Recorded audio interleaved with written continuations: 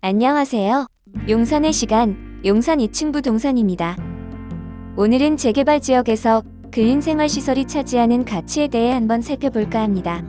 재개발 지역은 노후 주거 공간들이 아파트로 탈바꿈하는 과정이며 그 과정에서 가치가 수직 상승하기에 많은 투자자들 또는 실수요자 분들이 진입하고 계시는데요. 아파트 단지 내 상가가 확정 수익을 주지만 그 한계점으로 인해서 얼마나 자산 가치를 갖겠는가 하는데 회의적으로 보시는 분들이 있을 거라고 생각합니다. 저 역시도 일부 공감하는 부분이 있는데요. 이렇게 보면 어떨지 살펴보겠습니다. 그것은 바로 좋은 제품을 저렴하게 취득하는 데 따른 이익입니다. 취득 시점부터 상대적으로 저렴하게 취득할 수 있다면 어떨까 하는 것이지요.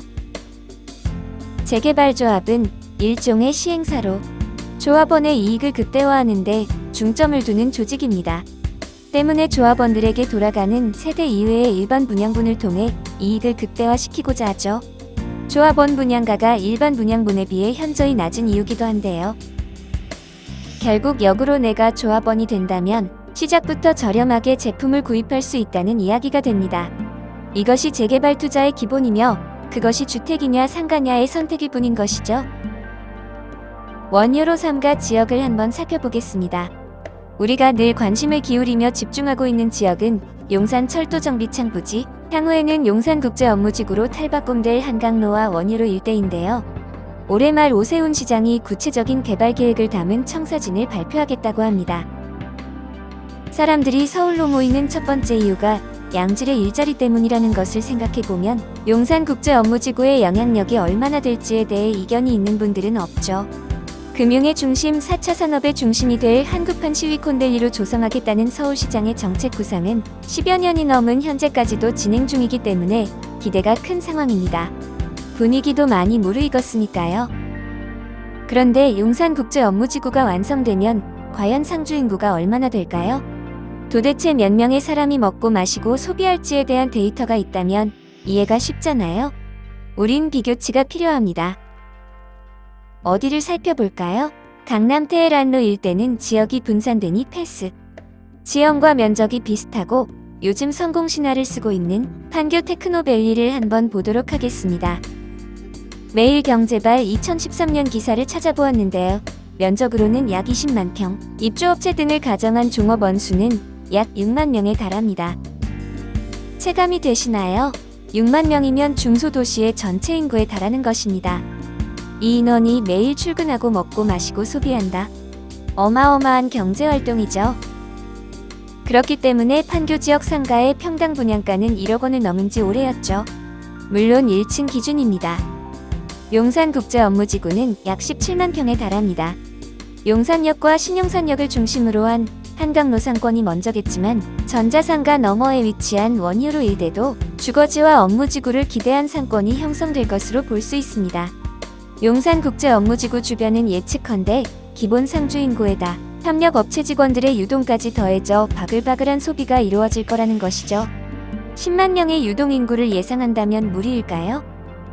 이제 원효로 3 사가미 신창동 주변의 재개발로 다시 돌아와서 생각해 볼 텐데요.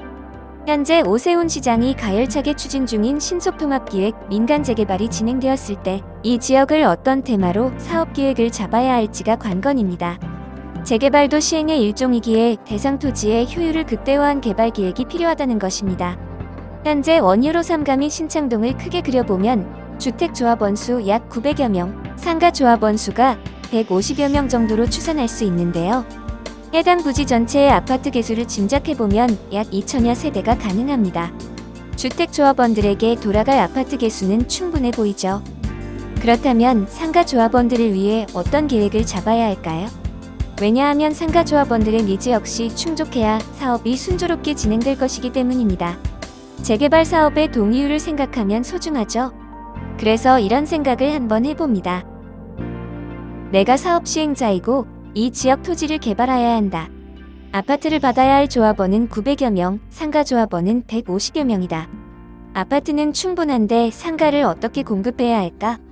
더구나 상가를 분양받고자 하는 사람들은 스트리트 상가, 도로에 면한 상가를 선호한다는 것을 전제하여 기획해야 한다. 그런데요, 원효로 삼가 및 신창동을 와보신 분들이라면 생각보다 수월한 답을 얻으실 수 있답니다. 해결의 실마리는 원효로 초입과 신창동 사이의 경사도입니다. 경사도가 있는 지역의 빌라를 잘 생각해보면 분명 1층인 것 같은데 지층이라고 하는 세대들이 있습니다. 그것은 건물 배후 쪽 지적 경계를 중심으로 높이 측정한 것으로 봐야 하는데요. 지층은 용적률 산정 대상에서 제외되기 때문에 보너스로 볼 수 있다는 것이죠. 바로 여기에 해법이 있습니다. 원효로 3가 시작 전부터 신창동까지 경사도 차이를 통해 도로면에 접한 상가를 지하로 인정받게 되면 상가 조합원들이 희망하는 상가를 공급하면서도 용적률을 깎아먹지 않기 때문에 수익을 극대화할 수 있다는 것이죠. 근린생활시설 한 칸의 전면을 4m 정도 너비로 구성한다고 했을 때 상가 개수가 200여 개 이상 나오게 됩니다. 약 20만 평에 달하는 용산국제 업무지구, 배후 주거지로서도 매력적이지만 길 따라 조성된 로드 상가에 각종 업종들이 자리하고 있다면 직장인들의 구미를 당길 만한 핫플레이스가 조성되지 않을까요? 역세권인 한강로 상가 대비 약간 저렴한 임대료는 자영업자들의 필요에 의해 채워질 것이고 사람들의 발길을 끌 것이죠. 그리고 권리금이 형성되기 시작하면 게임 끝. 활성화된 신규 상권으로 안정적인 임대 수익을 기대하셔도 좋습니다.